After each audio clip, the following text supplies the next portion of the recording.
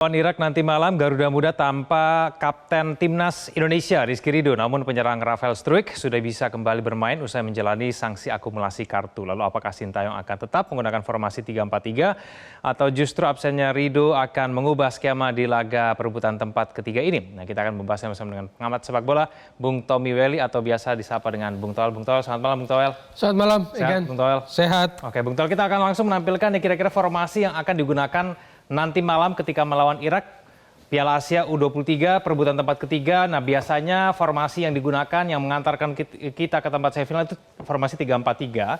Ya. Sepertinya yang paling menjadi perbincangan itulah mengenai lini belakang ya Bung Toel ya. Oke. Ini karena 3-4-3 ini tiganya tanpa Rizky Ridho. Ya. Nah, ini 3-4-3 formasinya tampaknya Rizky Ridho akan digantikan dengan Komang, tapi Justin Hubner akan bergeser ke tengah, Komang yang main sebelah kiri gitu. Bung Toel, kira-kira dengan Ferrari, Justin Hubner, Komang, apakah kemudian bisa menggantikan peran dari Rizky Ridho? Pilihan yang tersedia memang kemungkinan terbesar adalah Komang yang masuk menggantikan Rizky Ridho. Ya. Pertanyaannya apakah kualitas Rizky Ridho bisa tergantikan oleh pemain lain? Tidak. Karena Rizky Ridho punya kualitas yang menurut saya memang sulit tergantikan saat ini di tim nasional. Dengan segala pengalaman dan ketenangannya. Ya. Dia juga kapten. Jadi pemimpin leadership di belakang ini sebetulnya yang agak hilang. Ketenangan, leadership dari seorang Rizky Ridho yang hilang. Ya. Nah, kita berharap muncul dari siapa? Dari tiga nama ini. Maka yang kita harapkan tentu muncul dari Hubner. Tapi persoalan Hubner adalah berarti persoalan komunikasi. Ya. Komunikasi dengan Hernando Ari maupun juga komunikasi dengan rekan-rekan yang lain. Ya. Itulah situasinya gitu loh. Ya, tapi komando di lini belakang itu hilang begitu ya, kan biasanya dipegang oleh Rizky Ridho gitu ya. Oke. Secara kualitas juga bagus, secara seorang bek tengah, lalu secara karakter kepemimpinan, ketenangan, performan juga bagus. Dan itu kan nggak bisa di-replace, digantikan dengan serta-merta. Bahwa ada pemain belakang lain yang bisa mengisi posisi pemain belakang, ada namanya Komang Teguh. Tetapi apakah dengan kualitas yang sama, dengan karakter yang sama dengan Rizky Ridho, itu beda kan gitu. Oke, karakter Komang juga kayaknya lebih menyerang gitu ya, karena golnya ada 2. Nanti kita akan bahas nanti Komang itu lebih agresif. Lebih agresif gitu ya. Oke, nanti kita akan bahas mengenai Komang. Kita ke lini tengah nih sekarang. Bung Toel, ada Fajar, Nathan Cho, Ivar Jenner, lalu kemudian Pratama Arhan. Kalau lini tengah kita, apakah ini memang lini tengah yang paling baik untuk melawan Irak, Bung Toel? Pilihan terbaik dari beberapa pertandingan atau selama Piala Asia ya ini kelihatannya. Jadi Nathan Cho dengan Ivar Jenner akan duet di lapangan tengah. Lalu Pratama Arhan di kiri, wing back kiri, dan ini sepertinya betul pilihannya memang dengan Fajar dan Rio Fahmi. Tapi kalau lihat tadi jumpa pers menjelang pertandingan ada Rio Fahmi, kemungkinan besar Rio Fahmi akan jadi gitu ya? Starter. Oke, tapi memang kita di sisi kanan gawang, penjaga gawang itu memang paling banyak diserang begitu. Ya. Apakah memang Ferrari dan Rio Fahmi ini dianggap kemudian bisa menahan lini serang lawan yang kemudian lebih biasa menyerang di sisi kanan gawang kita? Jadi lawan melihat tim kita dengan komposisi seperti ini, waktu itu kan ada Rizky Ridho di tengah, Hubner dengan Arhan, kombinasinya. Kalau di sini kan Ferrari dengan Rio Fahmi. Plus kalau bertahan dibantu Witan, di sana Marcelino. Orang lihat, tim lawan melihat bahwa menyerang dari sisi ini lebih terbuka dibandingkan sisi kiri gitu loh. Tapi bukan berarti orang lihatnya kemungkinan untuk menerobosnya dari sini, itu aja lawan lihatnya. Oke, baik. Sekarang kita ke Pratama Arhan. Ya. Dalam pertandingan kemarin saja, lemparan-lemparan ke dalam Pratama Arhan itu kayaknya sudah kebaca lawan gitu ya, Bung Toel. Kenapa kira-kira kemudian lemparan Pratama Arhan ini tidak lagi kemudian diwaspadai oleh? Terbacanya gini, kalau Uzbekistan, dia berusaha kalau serangan dari sini, kalau lihat serangan Indonesia dari kiri, Marcelino misalnya. Kalau Marcelino pegang bola, dia berani drive, masuk. Dribbling. Karena apa? Ketika lawan tackling, buang bola, tetap akan jadi keuntungan buat Indonesia lewat lemparan ke dalam Pratama Arhan. Uzbek memahami itu. Dia berusaha menghindari, meminimalisir itulah. Jadi kalau bisa jangan buang bola ke situ gitu loh. Kemarin Uzbek. Tetapi apapun itu yang namanya lemparan ke dalam Pratama Arhan, mau sudah diantisipasi, mau sudah dibaca oleh lawan, tetap menyulitkan. Tetap lemparan ke dalam Pratama Arhan tetap menyulitkan buat lawan. Bahwa lawan mengantisipasi tapi tetap sulit. Tetap sulit ya diantisipasi ya. Bung Toel, Pratama Arhan kemarin bunuh diri Kira-kira kondisi psikologisnya sudah bisa pulih belum nih Pak ketika melawan Irak nih ketika kemarin itu? Harusnya pulih ya. Iya. Karena bukan sesuatu, ya itu kan situasi yang sangat sulit juga. Iya. Gitu loh. Jadi nggak perlu menekan Pratama Arhan untuk situasi itu. Harusnya pulih. Nggak perlu diperbesar itu loh. Oke. Situasi normal yang mungkin bisa dialami siapa aja gitu loh. Oke. Baik, Bung Toel, sekarang lini depan kita Rafael Struijk sudah main, kemungkinan Ramadhan Sananta kembali ke bangku cadangan. Performa Struijk, Witan dan Marcelino seperti apa? Bung Toel menurut Anda selama ini? Ya inilah mungkin kombinasi yang terbaik lah. Ya. Kalau Sananta bukan Sanantanya nggak baik, tapi tipikal Sananta adalah nomor 9. Dia bola-bola daerah, bola-bola di area penalti. Tapi Struijk bisa mengolah bola. Jadi ketika tim kita ini cenderungnya main compact di bawah dulu, defense yang kuat lalu attacking, ketika ada seorang Rafael Struijk, kalau bola melebar ke Struijk, biasanya dia melebar minta bolanya keluar ke kiri. Karena dia kaki kirinya kuat juga. Nah dia bisa pegang bola, dia bisa dribble gitu loh. Dia bisa havoc, dia bisa cut inside. Nah Sananta bukan tipe itu, Sananta nomor 9. Itu bedanya. Maka kalau Marcelino lagi ke dalam, strike-nya lagi ke pinggir minta bola serangan balik, bola ke sini Marcelino masuk, Witan juga udah masuk biasanya. Dan kenapa jadi nggak gampang hilang? Karena Rafael Struijk-nya lumayan pegang bolanya. Beda dengan Sananta yang butuh bola-bola matang, dia duel di area penalti. Oke, kita juga memiliki grafik ya bagaimana kemudian perbandingan antara Rafael Struijk dengan penyerang dari tim Irak nanti Ali Jassin. Ali Jassin kita tahu ini merupakan penyerang dengan pencetak gol terbanyak di kubu Irak dengan 3 gol. Rafael Struijk melawan Ali Jassim. Nah ini sudah kita tampilkan di layar. Apakah memang keberadaan Rafael Struijk kemarin yang sangat kelihatan berefek kepada penampilan kita melawan Uzbekistan? Enggak, kalau menurut saya nggak bisa karena Rafael Struijk. Kalau kita bilang lawan Uzbekistan kita menjadi tidak punya ketajaman atau mempengaruhi permainan keseluruhan, berarti tim kita mengandalkan Rafael Struijk. Kalau ketergantungan pada satu pemain, jelas tim ini salah gitu loh. Bahwa Rafael Struijk memberikan warna, memberikan gaya yang lain di depan, tidak mudah kehilangan bola kalau serangan balik, iya. Atau dia bisa menciptakan sebuah pelanggaran dan keuntungan buat tim kita, ya itu. Itu yang saya bilang tipikal berbeda dengan Sananta. Kalau kita yang harus mewaspadai dengan penyerang Ali Jassim ini apa yang harus kita waspadai nih? Dua-duanya sama sebetulnya, striker yang bergerak dari kiri. Rafael Struijk juga kan bukan nomor 9, tapi dia seringnya dia bergerak ke pinggir lalu masuk ke dalam. Jadi sama-sama penyerang yang bergerak dari sisi kiri. Nah, persoalannya adalah 3 gol yang dia ciptakan itu dalam beberapa pertandingan. Rafael Struijk 2 gol itu kan hanya ke gawang Korea Selatan. Jadi saya lihat waktu main pertama lawan Qatar, lawan Australia, lawan Jordania, Rafael Struijk berusaha keras bikin gol tapi nggak dapet. Nah baru dia ketemu upayanya itu lawan Korea. Jadi sebetulnya apa ya, konsistensi produktivitas golnya belum jalan, baru muncul di waktu Korea Selatan. Nah kita berbicara mengenai produktivitas gol, kita akan tampilkan grafik mengenai gol-gol yang diciptakan oleh pemain kita.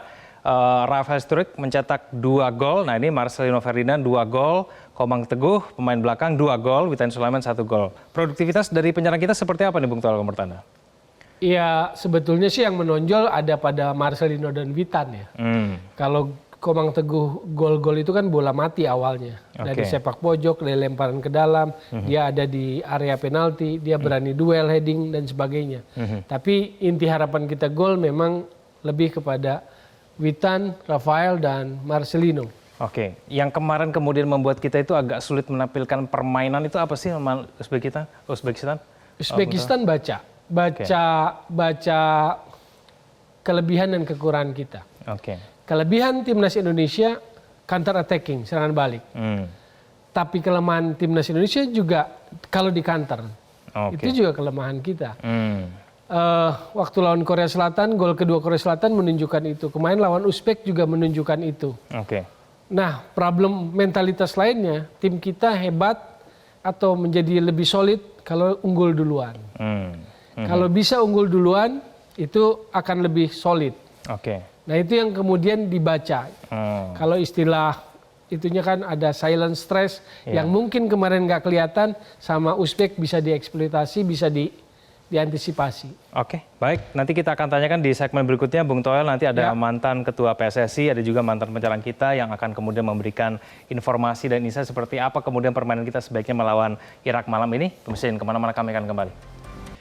Ya pemirsa, diskusi kita tentang peluang jelang laga perebutan peringkat ketiga Piala Asia U23 nanti malam melawan Irak kembali kami lanjutkan. Selain Bung Toel sudah bergabung bersama kami ada dua narasumber dari luar studio, ada Ketua Umum PSSI periode 2019 hingga 2023 Muhammad Iriawan dan mantan penyerang Timnas Indonesia Ilham Jayakusuma. Bang Ilham, Pak Iwan, selamat malam. Selamat malam.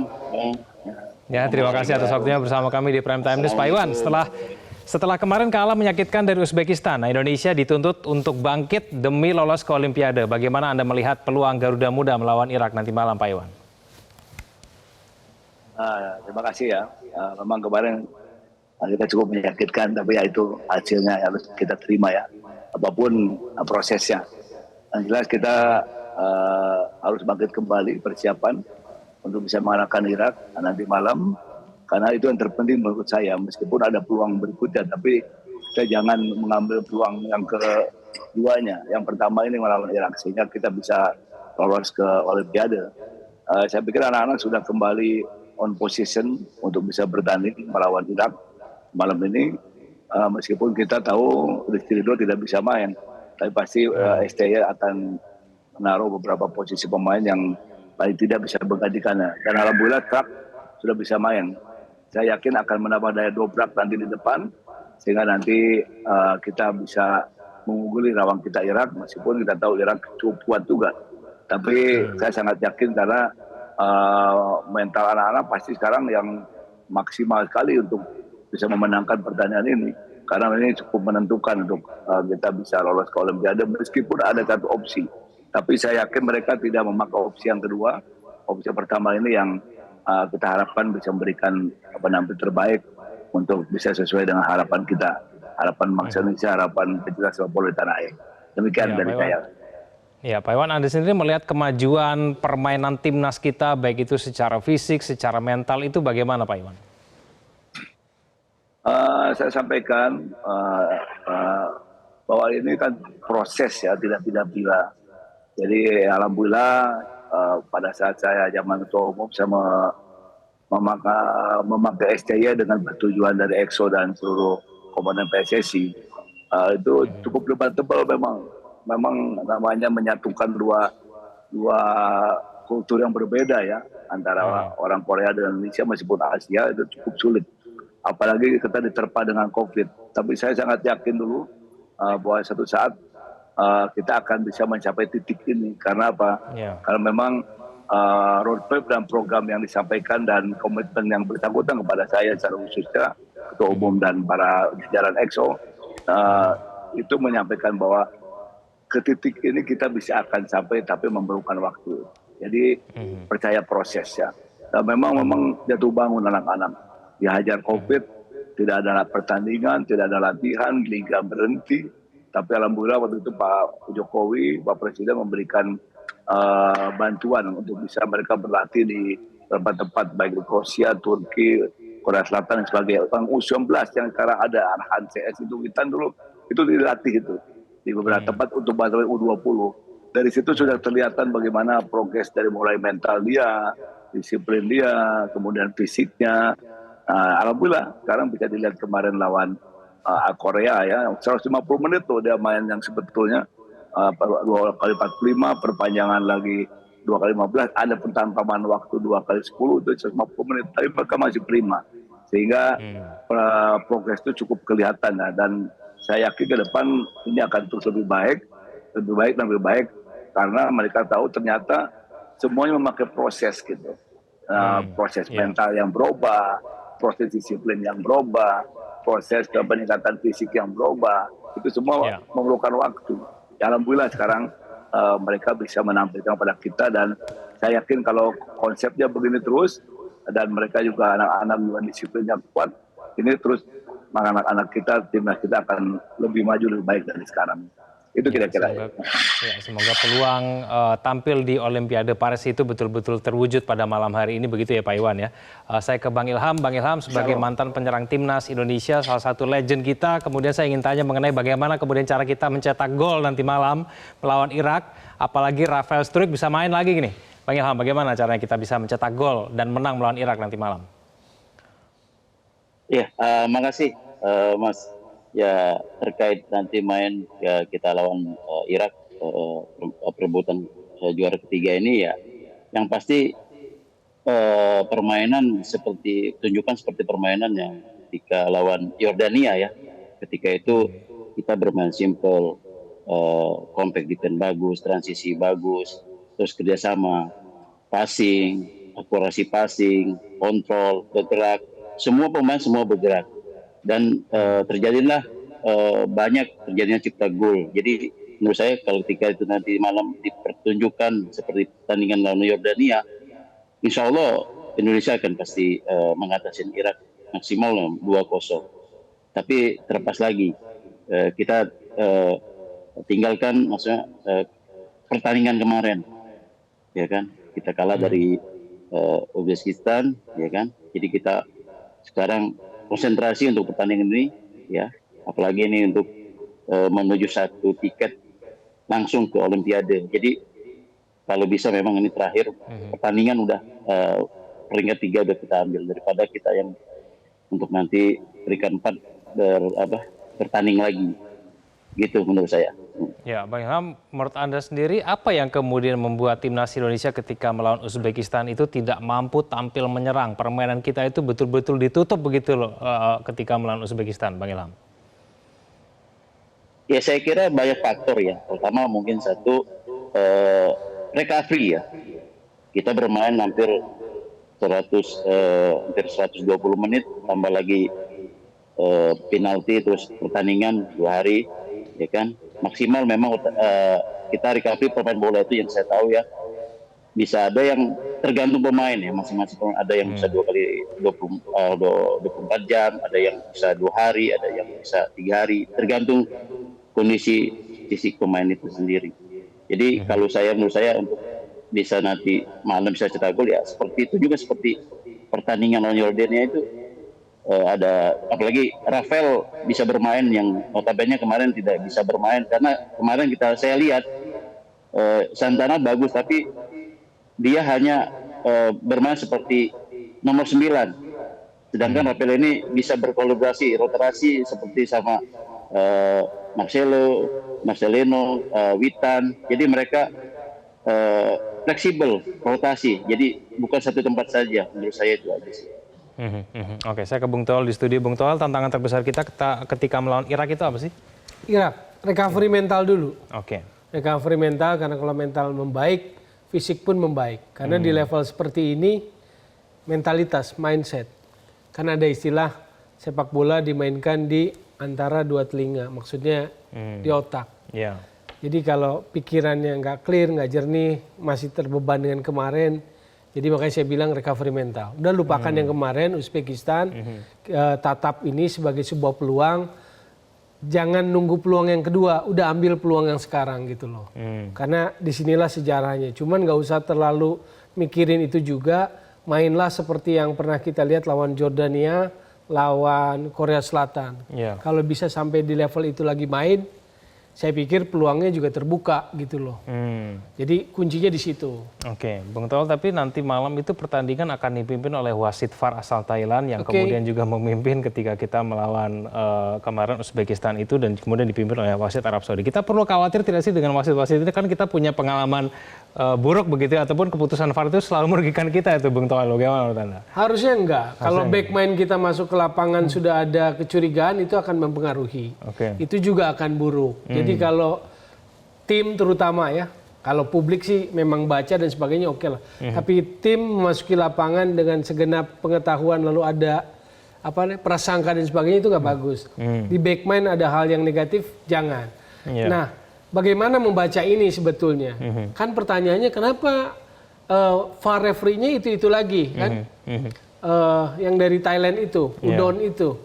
Nah, sebetulnya kalau kita mau baca artinya protes yang dilakukan itu berdampak positif apa enggak gitu loh.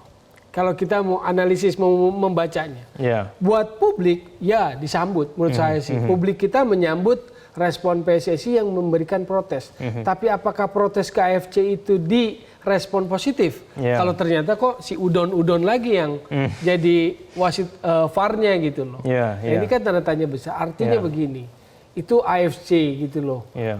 Jadi geopolitik yang dilihat bahwa kita dekat dengan FIFA bikin kantor di Indonesia, ketua umum dekat dengan Gianni Infantino. Tapi jangan lupa itu AFC. Maka kita perlu ada apa? Ada orang yang kita di AFC. Ada orang kita di Exco AFC gitu loh. Kalau ini kan seolah-olah ya Anda protes aja silahkan, dia tetap aja taruh wasit itu gitu. Jadi seolah-olah yang kita tangkap adalah mereka nggak merespon, ya, gitu. Nggak peduli juga gitu nggak kayaknya. peduli. Okay. Nah akhirnya publik kita yang terpengaruh kan. Publik ini kan atmosfer jadi terpengaruh. Tapi makanya saya bilang kalau tim jangan sama sekali mikir itu. Begitu masuk lapang terpengaruh, backman yang negatif, prasangka buruk dan sebagainya, itu pengaruh. Oke, Pak Iwan, PSSI sudah 2 kali ya mengirimkan surat protes ke AFC begitu ya, ketika kita melawan Qatar, lalu kemudian ketika kita melawan Uzbekistan kemarin begitu. Menurut Anda sendiri bagaimana melihat persoalan mengenai Indonesia lalu dengan wasit ini kok kita kayaknya agak sering gitu ya tidak diuntungkan, lalu kemudian ada surat protes yang kayaknya tidak digubris gitu oleh AFC, Pak Iwan? Saya pikir kita pernah juga zaman saya melakukan hal yang sama ya, memprotes juga kepada AFC. Dan saya paham dengan Bung Toel, memang kita perlu keterwakilan yang cukup banyak di AFC itu. Jadi ada beberapa EXO yang kita ambil di sana, sehingga ada suara kita yang bisa menyuarakan di sana. Kalau saya pikir wajar AFC melakukan ini, wasit lain sebagainya, menurut saya ya, kacamata saya, sorry kalau salah. Karena memang sekali lagi kalau dapat merugikan mungkin. Anak-anak kalau saya lihat kemarin lawan Uzbek itu 2 kali ya yang menurut kita harusnya sih bisa komplit, harusnya bisa lancar seperti Witan. Kalau menurut kita itu bisa tendangan bebas atau penalti, ternyata dianggap tidak pelanggaran, malah tendangan dari Uzbek. Kedua waktu dianulir yang gol itu ya dari situlah saya lihat anjlok mental anak-anak ya, tambah sulit untuk mengembangkan permainan. Jadi kembali saya sepakat sih makin banyak perwakilan kita di AFC sana di EXO-nya atau bidang lain itu lebih bisa kita berkomunikasikan. Jadi itu bisa terjadi ya. Ada kesubjektivitasan mungkin dari Thailand itu bisa terjadi. Karena saya melihat itu ya. Di AFC melihat itu. Oleh sebab itu sarankan sama saya mungkin dari PSSI zaman Pak Erik sekarang bisa lebih banyak bisa komunikasi dengan AFC dan menaruh beberapa orang kita yang menjadi perwakilan Indonesia di AFC sana. Ya, demikian Mas. Terima kasih. Ya. Oke, baik. Kita jeda dulu, kita akan bahas nanti kemudian bagaimana kita bisa memperbaiki dan bahkan memulihkan mental ketika melawan Irak nanti. Pemirsa jangan kemana-mana, kami akan kembali. Kembali bersama kami di Prime Time News. Bang Ilham berbicara mengenai jelang pertandingan. Kira-kira hal-hal seperti apa sih kemudian yang bisa mengganggu psikologis para pemain ini? Ya, makasih. Ya, menurut saya ya, mantan pemain juga ketika pertandingan ini menentukan sekali, yang paling pasti ya tadi media ya, itu yang paling pasti, yang sangat berpengaruh ya kan. Apalagi ketika akan pertandingan semifinal malam ini, ya mudah-mudahan mereka tidak terpengaruh dengan sosial media yang mereka lakukan, karena yang saya tahu memang sangat pengaruh sekali ya. Apalagi ini sangat menentukan sekali pertandingan malam ini. Terus ketika pemberitaan lagi seperti misal ada wasit dari Thailand lagi, kalau bisa itu jangan sampai terpikirkan lagi. Udah main seperti biasa, main bertingkat baik, bermainlah seperti kita lawan Yordania, Korea Selatan, lari terus tanpa henti, ya kan, bekerja sama, kompak defense bagus, transisi bagus, passing, akurasi passingnya itu yang nanti malam saya pikir kalau dikerjakan dan mengikuti tactical STY, Ya. saya Ya, pikir Bang Ilham, bisa ini kan bisa euforia terhadap timnas Indonesia U23 ini sangat tinggi ya di Indonesia ya. Hampir semua orang kayaknya menggelar Iya, nobar begitu. iya. Ini menurut Anda bisa berefek negatif begitu terhadap kondisi psikologis pemain kita begitu? Iya, bisa jadi Mas, bisa. Karena Oke. harapan besar bangsa ini, Indonesia ini ya, ketika tim Indonesia ini berlaga di Piala Asia 23, walaupun 23 ini kan pertama kali ikut Piala Asia 23, terus kita lolos sampai ke semifinal, ya. Saya pernah merasakan ketika saya lawan mungkin masih waktu itu Piala Tiger ya, semifinal main 2 leg itu, yang saya rasakan itu memang sangat besar sekali. Media, beban itu pasti ada, Mas. Beban itu pasti ada. Ketika kita masuk lapangan kita harus menang. Ya kita bisa boleh harus menang punya, tapi jangan terlalu over gitu, jangan terlalu over. Jadi menurut saya ya kalau bisa memberikan pertandingan yang bagus, tenang di lapangan, jangan terpancing emosi. Itu salah satu kuncinya. Oke, Bung Toel, menurut Anda ini juga menjadi salah satu bisa menjadi kendala juga buat timnas kita menurut Anda? Iya, karena kan nggak bisa dipungkiri ini pertandingan penting. Iya. Ini malam yang sejarah. Tahun 76 selangkah lagi lawan Korut kita gagal di GBK. Dan itu terus diceritakan gitu loh. Sampai sekarang. Dan sebetulnya kan kita ingin insan bola ini malam ini akhir ceritanya berbeda. Iya. Kita ingin sejarah itu tercipta. Tapi kita juga nggak mau motivasi keinginan menciptakan sejarah itu jadi beban. Kita ingin anak-anak kita, adik-adik kita ini main nothing tulus, lepas. Yang dalam gambaran konkretnya main kayak lawan Jordania deh, main kayak lawan Korea Selatan deh. Yeah. Tapi kan nggak bisa dipungkiri itu tadi gitu loh. Yeah. Apalagi kalau situasinya mereka pahami gitu loh. Ada bonus, ada nobar, ada publik lah datang semua, banyak orang, petinggi-petinggi, mereka paham itu. Nah bagaimana sekarang mengelola itu? Mengelola itu yang harus pandai. Okay. Ada kalau cerita-cerita itu kan misalnya MU ada yang main golf lah, main apalah, sebetulnya hanya untuk merilekkan stres itu. Ada yang nonton film lah. Ancelotti biasanya tuh sama Pep suka kasih film. Jadi ya kita nggak tahu apa yang dilakukan di kepelatihan kita untuk merilis stres para pemain, tapi membuat mereka siap gitu loh. Iya, tapi kalau secara head to head melawan Irak itu kita juga tidak kalah kan, Bung Toel kan. Kalau kita lihat catatan dari tim Irak ini, mereka kok kayaknya selalu kesulitan gitu ketika melawan ASEAN. Mereka kalah melawan Thailand 2-0 dan kemudian menang melawan Vietnam tipis 1-0 begitu. Ketika melawan Indonesia nanti kira-kira akan seperti apa jalannya pertandingan, Bung Toel, menurut Anda? Iya, saya pikir tetap ketat. Mereka pun akan punya ambisi yang sama untuk meraih tiket Olimpiade. Bahwa di level senior di November kualifikasi Piala Dunia kita kalah kan 1-5 di Basra sama Irak. Tapi ini bukan senior, ini U23. Maka abaikan tuh, hapus dulu tuh yang kemarin. Itu salah satu metode-metode ya. Jadi jangan lihat Irak seperti Irak senior kemarin gitu. Ini Irak 23. Tapi Irak juga nggak akan lemah gitu loh. Dia juga akan ngotot. Nah jadi yang paling penting lebih kepada internal tim aja. Bahwa kamu bisa loh kemarin main seperti lawan Jordania. Bisa loh main seperti lawan Korea Selatan.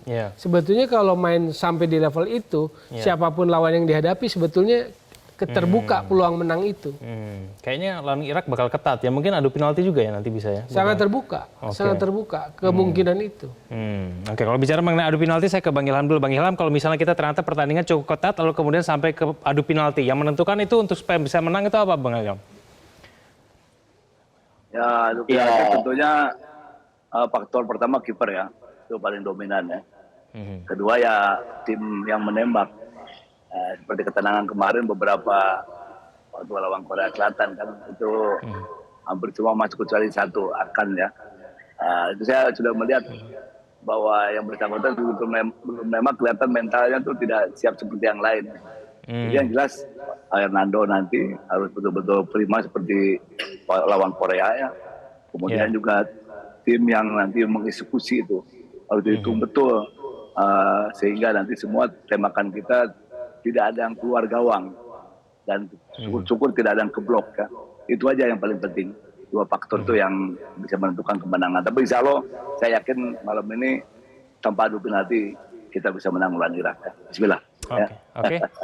Baik, Bang Ilham, ada tips untuk penyerang kita supaya tidak gogop begitu kemudian ketika melawan adu penalti, misalnya kita adu penalti, kita juga tetap bisa memenangi pertandingan, Bang Ilham? Ya, yang pasti, Bung, salah satu kunci sukses penalti itu ya sekali lagi mental, ya. Walaupun dia sering latihan penalti setelah latihan, terus latihan penalti lagi banyak, tapi yang paling menentukan sekali lagi ya mental. Ketika mental itu berbicara, ketika dia dipanggil bisa kamu penalti nomor 1 duluan, oh tidak saya nomor 5, nah itu sudah berarti dia agak mental sedikit. Tapi kalau ketika dia tunjuk tangan misal saya duluan, saya pertama, nah itu yang paling pertama itu mental menurut saya. Kunci sukses penalti itu aja, karena 99% bisa gol, 1%-nya ya bisa gol gitu. Oke, baik, kita nantikan bersama nanti pertandingan melawan Irak beberapa jam lagi. Terima kasih Bang Ilham, Pak Iwan dan juga Bung Toel sudah bergabung bersama kami di Prime Time News. Selamat malam semuanya.